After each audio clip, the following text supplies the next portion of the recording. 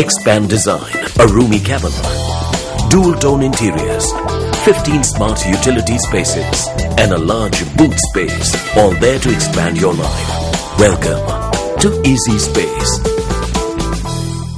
நாட்டின் வடக்கு மற்றும் கிழக்கு பகுதிகளில் நிலவும் வறட்சியுடனான வானிலை காரணமாக அந்த பகுதிகளில் உள்ள மக்கள் பெரும் அசௌகரியங்களை எதிர்நோக்கி வருகின்றனர்.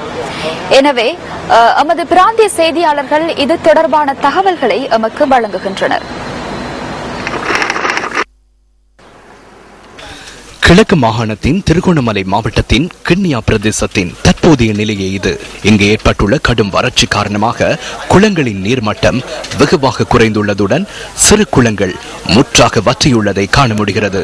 இதனால் பல்லாயிரக்கணக்கான விவசாயிகள் பாதிக்கப்பட்டுள்ளதுடன் அங்குள்ள விவசாய நிலங்கள் இவ்வாறு காட்சி அளிக்கின்றது. மனிதர்களுக்கு மாத்திரமன்றி கால்நடைகளும் குடிநீரின்றியும் மேய்ச்சலின்றியும் அல்லலுறும் காட்சிகள் எமது கேமராக்களில் இவ்வாறு பதிவானது. இதேவேளை சூரங்கள், மணியரசன் குளம், ஆயிலியடி மற்றும் வட்டமடு போன்ற பகுதிகளில் குடிநீர் தட்டுப்பாடு நிலவியுள்ளதுடன் அங்குள்ள கிணறுகள் முற்றாக வற்றி போயுள்ள காட்சியே இது. இதனால் பவுசர்களின் மூலம் நீர் விநியோகம் இடம்பெற்றாலும் முறையாக நாள்தோறும் இடம்பெறுவதில்லை என மக்கள் குற்றம் சுமத்துகின்றனர். தண்ணி இல்லை. ஒரு நாளைக்கு ஒரு எங்களுக்கு தண்ணி தரணும். ஒரு நாளைக்கு வராங்க, 4 நாளைக்கு வராங்களே. தண்ணி இல்லை. இப்போ பயிர் பற்றியெல்லாம் செத்து போச்சு. ரோட்டில் தாங்கி வச்சிருக்காங்க தண்ணி. ஒவ்வொரு நாளும் வந்து அடியாமல் ஒரு கிழமைக்கு ஒரு சரம் வந்து அடிச்சிருக்காங்க. அதனால் எங்களுக்கு தண்ணி மிக கஷ்டமா இருக்கு. இங்கு வளர்க்கப்படுகின்ற 7000க்கும் மேற்பட்ட மாடுகள், 5000க்கும் மேற்பட்ட ஆடுகள் எல்லாம் குடிநீரின்றி மிகவும் மோசமான நிலையில் பாதிக்கப்பட்டிருக்கின்றது. வடமாகாணத்தில் ஏற்பட்டுள்ள வறட்சியினால் நீர்நிலைகள் வற்றியுள்ளதை எம்மால் அவதானிக்க முடிகிறது. இதனால் குடிநீர் தட்டுப்பாடு நிலவுவதுடன் விவசாய நடவடிக்கைகள் மற்றும் நன்னீர் மீன்பிடி நடவடிக்கைகளும் பாதிக்கப்பட்டுள்ளன. கிளிநொச்சி மாவட்டத்தின் இரணைமடு குளம் இவ்வாறு காட்சியளிக்கிறது. இரணைமடு குளத்தில் தற்போது 11 அடி வரையிலேயே நீர்மட்டம் காணப்படுகிறது. இரணைமடு குளத்திற்கு அருகில் உள்ள கனகாம்பிகை குளம் வற்றி பாலைவனம் போன்றோ காட்சியளிக்கிறது.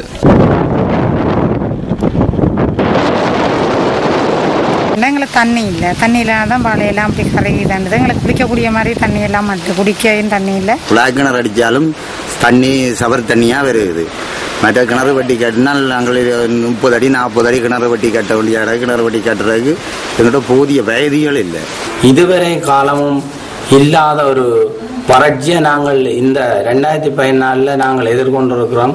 இந்த மழை இல்லாத காரணத்தால் விவசாயம் பாதிக்கப்பட்டிருக்கின்றது. அதே நேரம் ஆனரவு சுண்டிக்குளம் கடல் தொழில் நீரேரியில இறால் உற்பத்தியில ஈடுபடுற அங்கத்தவர்களாகிய எமது அங்கத்தவர்கள் மிகவும் வாழ்வாதாரத்திலே பாதிக்கப்பட்டிருக்கின்றனர். இதேவேளை ஆணையரவு சுண்டிக்குளம் கடல் நீரேறி வற்றியுள்ளதால் சுமார் 800க்கும் மேற்பட்ட குடும்பங்கள் பாதிக்கப்பட்டுள்ளதாக நமது பிராந்திய செய்தியாளர் குறிப்பிடுகின்றார்.